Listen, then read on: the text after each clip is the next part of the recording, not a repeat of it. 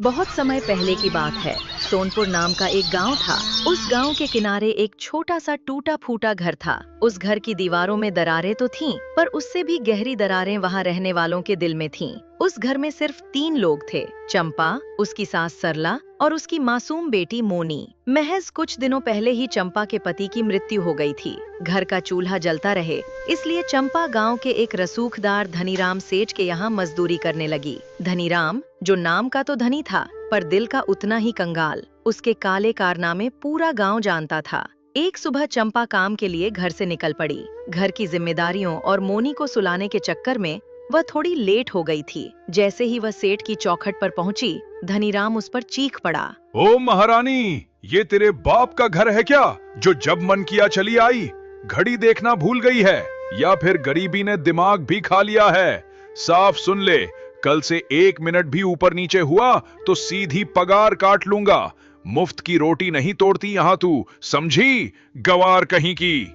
माफ कर दीजिए सेठ जी, बस आज थोड़ी देर हो गई, आगे से ऐसा नहीं होगा, गलती हो गई मुझसे।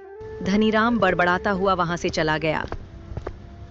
चंपा भारी मन से काम पर लग गई और सोच में डूब पड़ी। गवार? इसने मुझे गवार कहा?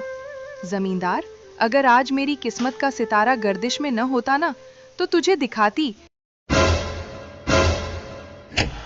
खाने के लिए 3 ऐप, ग्रोसरी के लिए 5, म्यूजिक के लिए 10 और मैसेजिंग। किस्मत का सितारा गर्दिश में न होता ना, तो तुझे दिखाती कि जिस कागज के टुकड़ों को तू पगार कहता है, वैसी डिग्रियां मैंने गोल्ड मेडल के साथ हासिल की हैं। मैं उस यूनिवर्सिटी की टॉपर थी, जहां तेरे जैसे लोग कदम रखने से भी डरते हैं। चंपा धीरे धीरे शाम होते होते घर का पूरा काम खत्म कर घर जाती है।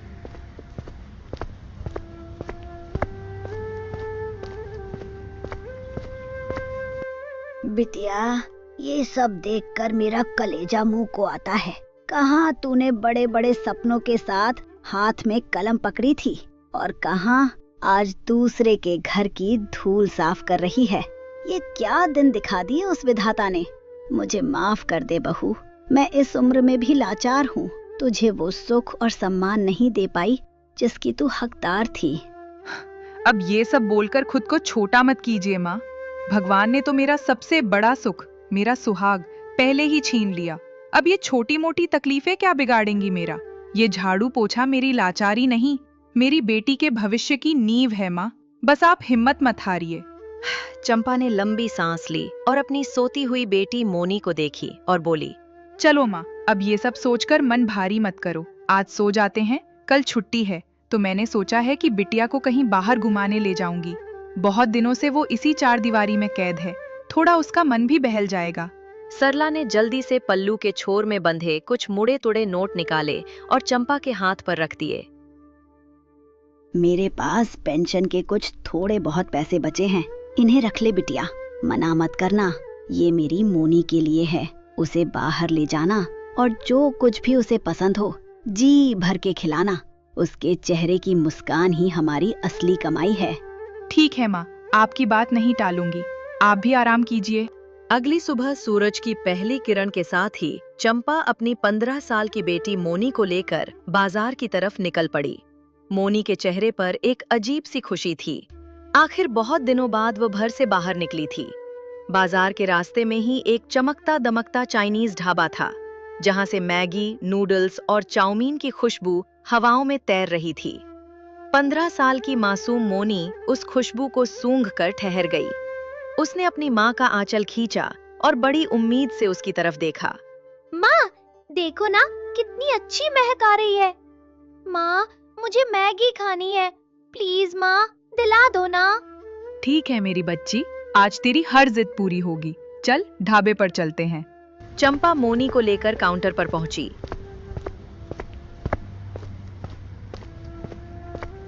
वहां एक घमंडी किस्म का आदमी खड़ा था। चंपा ने शालीनता से उससे कहा, भाई साहब, मेरी बेटी को मैगी खानी है, जरा एक प्लेट बढ़िया सी मैगी लगा दीजिए। उस ढाबे वाले ने चंपा के साधारण और फटे पुराने कपड़ों को ऊपर से नीचे तक देखा और उसके चेहरे पर हिकारत के भाव आ गए। है बहन जी, आगे बढ़ो आगे बढ़ो, यहाँ गरीबों के लिए कुछ नहीं मिलता। इस ढाबे का जो मालिक है ना, उसने साफ कह रखा है कि यहाँ गरीबों को कोई सेवा नहीं दी जाएगी। चंपा को धक्का सा लगा, पर उसने खुद को संभाला। भैया, मैं यहाँ भीख नहीं मांग रही हूँ, मैं इसके पूरे पैसे दूंगी। आप पैसे ले लीजिए और मेरी बेटी को मैगी दे दीजिए। यहाँ पैसे नहीं स्टेटस देखा जाता है बहन जी। अगर आज मैंने तुम जैसी गरीब को यहाँ बिठाकर खिला दिया और मेरे किसी अमीर ग्राहक ने देख लिया तो वो यहाँ आना बंद कर देंगे, मेरा धंधा चौपट हो जाएगा। भैया, मेरी बेटी का सपना है। आज पहली बार मैं इसे कहीं बाहर लेकर आई हूँ और पहली बार इसने मुझसे कुछ मांगा है। एक माँ का दिल रख लो भैया। मुझे माफ करो, अगर मैंने तुमको यहाँ कुछ भी दिया तो मेरी नौकरी चली जाएगी। भाई साहब, आखिर किसका है ये ढाबा? गांव के सबसे बड़े जमींदार धनीराम सेठ का। धनीराम का नाम सुनते ही चंपा के अंदर का स्वाभिमान जाग उठा। कोई बात नहीं बेटा, चल, मैं बाजार से मैगी खरीदकर खुद अपने हाथों से तेरे लिए इससे भी अच्छी मैगी घर पर बनाऊंगी। चल यहाँ से। ठीक है माँ, चलो। दोनों आगे बढ़े और किराने की दुकान से मैगी, नूडल्स और सारे जरूरी मसाले खरीदे। घर पहुंचकर चंपा ने चूल्हा जलाया और मैगी बनाना शुरू किया। चंपा के हाथों में एक जादू था। जब उसने मसालों को मैगी के साथ पकाया तो उस छोटे से घर से ऐसी लाजवाब और सौंधी महक उठी कि वो पूरे रास्ते में फैल गई। ठीक उसी समय शहर से आ रहा एक अमीर पति पत्नी का जोड़ा उस रास्ते से गुजर रहा था। बाजार की तरफ जाते हुए जैसे ही उस दिव्य महक ने उनके कदमों को छुआ, वे वहीं ठहर गए। वे खुद को रोक नहीं पाए और चंपा के टूटे फूटे घर के दरवाजे पर आ गए। कोई है घर में? जी, कोई है क्या? चंपा बाहर आई। जी बोलिए, कौन है आप लोग? अरे बहन, हम लोग शहर से आ रहे थे और बाजार की तरफ जा रहे थे, पर आपके घर से कुछ बनने की इतनी लाजवाब महक आई कि हमारे कदम यहीं रुक गए। क्या आप हमें बता सकती हैं कि आप क्या बना रही हैं? अरे कुछ खास नहीं, बस बेटी के लिए मैगी बनाई है। अगर आप लोगों को खाना है तो संकोच मत कीजिए, अंदर आ जाइए। बिल्कुल बिल्कुल, क्यों नहीं। दोनों अंदर आ गए। चंपा ने उन्हें सत्कार के साथ बिठाया और मैगी परोसी। मैगी का पहला कौर मुंह में डालते ही दोनों की आंखें फटी की फटी रह गईं। अद्भुत!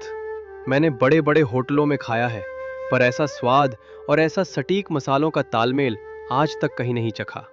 बहन, तुम्हारे हाथों में तो साक्षात अन्नपूर्णा का वास है। बातों बातों में पत्नी ने चंपा के चेहरे की उदासी भांप ली और उसके परिवार के बारे में पूछा। चंपा की आंखें भर आईं। क्या बताऊं भाई साहब, मेरे पति थे जो 2 साल पहले गुजर गए। वो बहुत अच्छे इंसान थे, मुझे खूब पढ़ाया लिखाया। वो मुझे डॉक्टर बनते देखना चाहते थे, पर उनके जाने के बाद हालात ऐसे बदले कि डिग्री धरी की धरी रह गई और आज मुझे पेट पालने के लिए दूसरों के घरों में झाड़ू पोछा और मजदूरी करनी पड़ती है। अब तो हालात ये हैं कि मैं अपनी इस बिटिया को आगे पढ़ा भी नहीं पा रही हूँ। चंपा की कहानी सुनकर उन दोनों पति पत्नी का दिल पसीज गया। उनकी आंखों में भी नमी आ गई। कोई बात नहीं बहन, हालातों से डरते नहीं, उनसे लड़ते हैं। तुम्हारी काबिलियत इस गरीबी में छिपने के लिए नहीं बनी है। वैसे तुम सुबह कितने बजे काम पर निकलती हो? मैं सुबह ठीक 5 बजे काम के लिए निकल जाती हूँ। तो सुनो चंपा, कल तुम काम पर मत जाना। कल हम सुबह ठीक इसी समय फिर यहाँ आएंगे और तुम्हारे लिए एक बहुत बड़ा सरप्राइज लेकर आएंगे। बस तुम कहीं जाना मत, हमारा इंतजार करना। ठीक है भाई साहब, मैं कहीं नहीं जाऊंगी। इतना बोलकर वो दोनों चंपा का शुक्रिया अदा करके वहां से चले गए। चंपा ने बड़े प्यार से अपनी बेटी मोनी को मैगी खिलाई, जिसके चेहरे पर अब दुनिया भर की खुशी थी। फिर चंपा ने अपनी बूढ़ी सास सरला को भी मैगी दी। सबने तृप्त होकर मैगी खाई और कल के उस अनजाने सरप्राइज की उम्मीद दिल में लिए सब चादर तान कर सो गए। अगली सुबह के अभी 5 भी नहीं बजे थे कि चंपा के घर के बाहर से आवाज आई। चंपा बहन, ओ चंपा बहन, जल्दी उठो और बाहर आओ, देखो हम तुम्हारे लिए क्या लाए हैं। आवाज सुनकर चंपा की नींद खुल गई। उसकी सास सरला और छोटी मोनी भी हड़बड़ाकर बाहर आ गईं। सामने का नजारा देखकर सबकी आंखें फटी की फटी रह गईं। घर के सामने एक नया सुंदर सा ठेला खड़ा था। इस कैमरा फ्रेंडली जनरेशन को दिए pocket friendly prices. Try Myntra, download the app now. सुंदर सा ठेला खड़ा था जिस पर बड़े बड़े अक्षरों में लिखा मैगी वाली महिला। ठेले पर मैगी के ढेर सारे पैकेट, खुशबूदार मसाले और सारा जरूरी सामान सजा हुआ था। भाई साहब, ये सब क्या है? इतना बड़ा ठेला, ये सारा सामान, मैं कुछ समझ नहीं पा रही। बहन, कल तुम्हारी मैगी खाकर हमें समझ आ गया कि तुम्हारे हाथों में हुनर है। बस मैं इतना ही कर सकता हूं। तुम्हारे इस हुनर को दुनिया के सामने लाना है। जैसे हमें वो स्वाद पसंद आया, वैसे ही सबको आएगा। बस अब तुम हिम्मत मत हारना और आज दोपहर तक गांव के चौराहे पर अपना ये ठेला लगा देना। चंपा की आंखों में खुशी के आंसू छलक आए। भाई साहब, आपका ये एहसान मैं कभी नहीं भूलूंगी। आज आपने मुझे उस धनीराम सेठ की गुलामी से आजाद कर दिया। अब मुझे मौका मिला है उसे ये दिखाने का कि एक गरीब के हाथों के स्वाद में कितनी ताकत होती है। बेका, आज मुझे तुम दोनों में अपने दिवंगत बेटे की छवि दिख रही है। तुम सच में बहुत नेक हो। भगवान तुम दोनों की जोड़ी हमेशा सलामत रखे और तुम्हें हर खुशी दे। बस माताजी, आपका ये आशीर्वाद ही हमारे लिए बहुत है। अब हम चलते हैं, हमें शहर में बहुत काम है। चंपा बहन, डटी रहना। दोनों मुस्कुराते हुए चले गए। चंपा के अंदर अब एक नया जोश था। उसने तुरंत चूल्हा तैयार किया और मैगी बनाना शुरू किया। जैसे ही उसने अपने खास मसालों का तड़का लगाया, घर से ऐसी मदहोश कर देने वाली खुशबू उठी। दोपहर होते होते चंपा ने अपना ठेला गांव के किनारे सड़क पर लगा दिया। अभी ठेला पूरी तरह लगा भी नहीं था कि उसकी महक ने पूरे गांव को अपनी गिरफ्त में ले लिया। गांव के ज्यादातर लोग गरीब थे, जिन्होंने धनीराम के ढाबे पर कभी कदम भी नहीं रखा था, क्योंकि वहां सिर्फ अमीरों और स्टेटस की कद्र थी। खुशबू का पीछा करते हुए कुछ ग्राहक चंपा के पास आए। अरे चंपा, ये क्या नया काम शुरू किया है? और ये खुशबू कैसी है? पूरा गांव महक रहा है। भाई साहब, ये मैगी है, वही जो बड़े बड़े होटलों और ढाबों में मिलती है। बस फर्क इतना है कि वहां ये 50 रुपए की मिलती है और मेरे पास सिर्फ 10 रुपए में। क्या बात कर रही है? हम तो हमेशा से इसे खाना चाहते थे, पर उस धनीराम की वजह से कभी हिम्मत नहीं हुई। चलो, आज हमें भी खिलाई दो, देखें तो सही ये मैगी चीज क्या होती है। चंपा ने फुर्ती से 2 प्लेट मैगी तैयार की। जैसे ही उन दोनों ने पहला निवाला लिया, उनके चेहरे खिल उठे। वाह चंपा, क्या लाजवाब मसाले हैं। स्वाद ऐसा कि रूह खुश हो जाए। हम तो स्वाद के नशे में मदहोश हो गए। सच में चंपा, देर मत करो, एक एक प्लेट और लगाओ। जितनी महक अच्छी है, स्वाद उससे दुगना बेहतर है। चंपा ने मुस्कुराते हुए उन्हें एक एक प्लेट और दी। दोनों पैसे देकर और चंपा की तारीफों के पुल बांधते हुए वहां से गए। अब चंपा को समझ आ गया था कि उसके संघर्ष के दिन खत्म होने वाले हैं और उसके हाथों का जादू अब गांव के हर घर तक पहुंचने वाला है।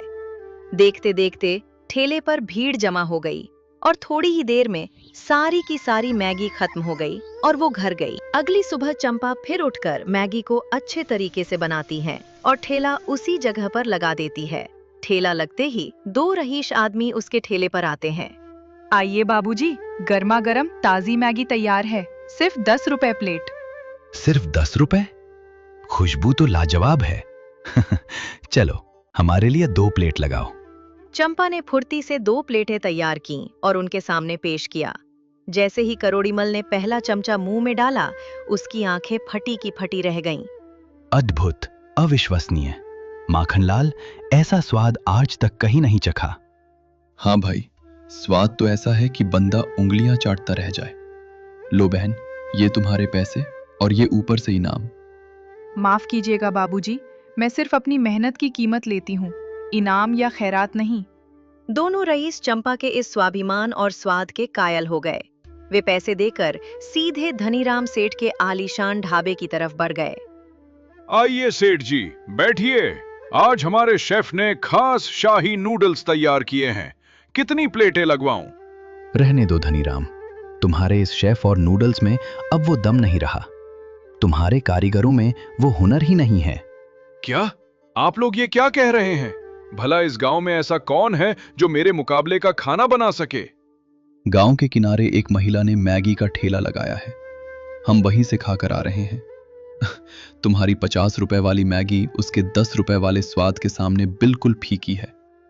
क्या? कौन सी औरत? ऐसा नहीं हो सकता।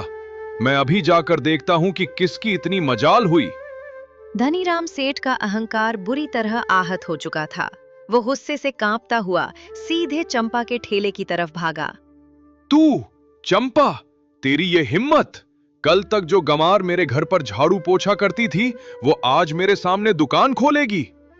सेठ जी, दुकान छोटी है पर मेरी अपनी है। मेहनत की रोटी कमा रही हूँ। तू यहाँ बस 1-2 दिन की मेहमान है, उसके बाद तेरा ये सब कुछ खत्म कर दूंगा मैं। अभी तो सिर्फ शुरुआत है धनीराम सेठ जी। आप पैसों के घमंड में अंधे हैं, पर हुनर किसी की बपौती नहीं होता। बहुत जबान चलने लगी है तेरी। अभी बताता हूं तुझे। इस ठेले को तो मैं अभी नाली में पलट देता हूं। धनीराम का गुस्सा 7वें आसमान पर था। वो चंपा को धमकाने लगा और ठेला पलटने के लिए आगे बढ़ा। तभी अचानक पीछे से एक कड़क और रौबदार आवाज गूंजी। वो वही परदेसी जोड़ा था। खबरदार धनीराम, अगर एक कदम भी आगे बढ़े तो सीधे जेल जाओगे। आप कौन हैं भाई साहब, और मेरे बीच में क्यों आ रहे हैं? पहचाना मुझे? मैं तुम्हारे यहां मजदूरी करने वाले हरिया का बेटा हूं, और आज मैं इस जिले का कलेक्टर बनकर वापस आया हूं। अरे नीतीश बाबू, गलती हो गई सरकार, मुझे माफ कर दीजिए। मैं तो बस ऐसे ही गलती हो गई। मुझसे नहीं, चंपा बहन से माफी मांग और यहां से दफा हो जा। सेठ ने चंपा से माफी मांगी और वहां से भाग गया। ये देख चंपा बहुत खुश हुई। सीख: दोस्तों, अक्सर हम जब कभी जिंदगी से हारते हैं, तब हमारे जीवन में कोई ऐसा शख्स जरूर आता है जो हमारी पूरी तकदीर बदल देता है। इसलिए कभी हार न माने, अपने हुनर पर भरोसा रखें। वक्त बदलता जरूर है। Future option. We've got it.